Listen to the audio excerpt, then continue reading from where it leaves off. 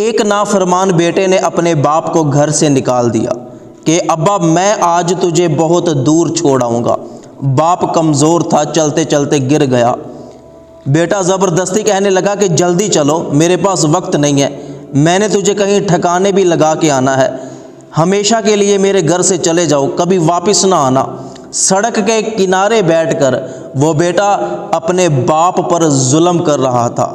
وہ اپنے باپ کو مسلسل بے رحمی کے ساتھ مار رہا تھا اور بوڑھے باپ سے کہہ رہا تھا کہ تو نے میرا اور میرے بیوی بچوں کا جینا حرام کر رکھا ہے، یا تو میرے گھر میں رہے یا میری بیوی میرے گھر میں رہے، تو میں تو اپنی بیوی کے ساتھ رہنا چاہتا ہوں، تیری مجھے اب ضرورت نہیں ہے، تو اب ابا تو ہماری جان کیوں نہیں چھوڑ دیتا؟ اگر تو خود بخود آسانی سے نہیں جائے گا تو میں تجھے باندھ دیتا ہوں اور تجھے زبردستی کہیں دور چھوڑ آؤں گا۔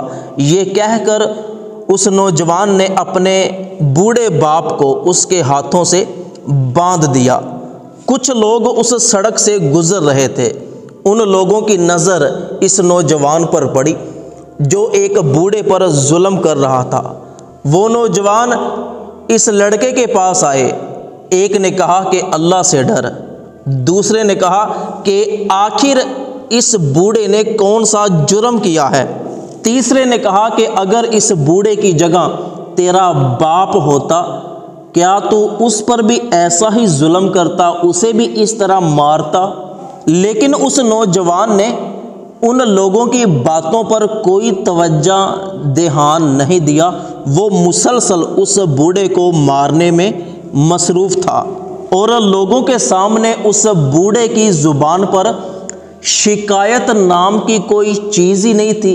وہ بوڑھا چپ کر کے اس نوجوان سے مار کھائے جا رہا تھا۔ اتنے میں ایک نوجوان وہاں پر آیا، اس نے آ کر لوگوں کو بتایا کہ یہ دونوں باپ بیٹا ہیں۔ یہ سنتے ہی لوگوں کے رنگ زرد پڑ گئے اور لوگ توبہ توبہ کرنے لگے کہ ایک بیٹا اپنے بوڑھے باپ کو اس طرح بے دردی کے ساتھ مار رہا ہے۔ جب لوگوں نے اس نوجوان کو پکڑنا چاہا تو اس بوڑھے نے یہ کہتے ہوئے منع کر دیا کہ اسے مت روکو، آج مجھے میرے کیے کی سزا مل رہی ہے۔ میں نے بھی اپنے بوڑھے باپ کے ساتھ اپنی جوانی میں اسی طرح کا سلوک کیا تھا، میں نے بھی اپنے بوڑھے باپ کو مار مار کر اپنے گھر سے نکال دیا تھا، تو آج مجھے میرے کیے کی دنیا ہی میں سزا مل رہی ہے۔ نبی کریم صلی اللہ علیہ وآلہ وسلم نے ارشاد فرمایا کہ جس بندے نے دنیا کی زندگی میں اپنے والدین کو ذلیل کیا تو اس کی اولاد اس کو بھی اسی دنیا میں ذلیل کرے گی۔ اللہ پاک سے دعا ہے کہ اللہ پاک تمام اولادوں کو اپنے والدین کا ادب و احترام کرنے کی توفیق عطا فرمائے۔